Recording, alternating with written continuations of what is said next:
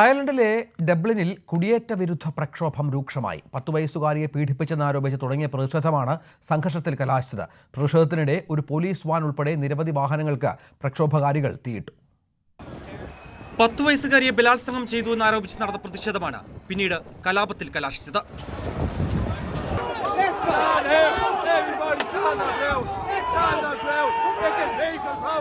ഡബ്ലിനിലെ അഭയാർത്ഥികളെ പാർപ്പിക്കുന്ന ഹോട്ടലിന് പുറത്ത് ഇന്നലെ രാത്രി ആയിരക്കണക്കിന് പ്രതിഷേധക്കാർ തടിച്ചുകൂടി.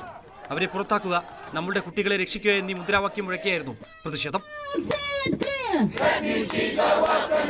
പ്രതിഷേധക്കാർക്ക് നേരെ പോലീസ് ജലപീരങ്കിയും കണ്ണീർവാതകവും പ്രയോഗിച്ചു.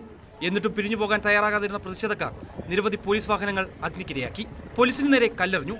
തുടർന്ന് പോലീസ് ലാത്തി വീശി. നിരവധി പേരെ പോലീസ് അറസ്റ്റ് ചെയ്തു. ഒടുവിൽ പോലീസ് നൽകിയ ഉറപ്പിനെ തുടർന്ന് മണിക്കൂറുകൾ നീണ്ടുനിന്ന സംഘർഷത്തിന് അയവ് വന്നു. സംഭവത്തിൽ ആഫ്രിക്കൻ പൗരനായ 26 വയസ്സുകാരനെ പോലീസ് അറസ്റ്റ് ചെയ്തിരുന്നു.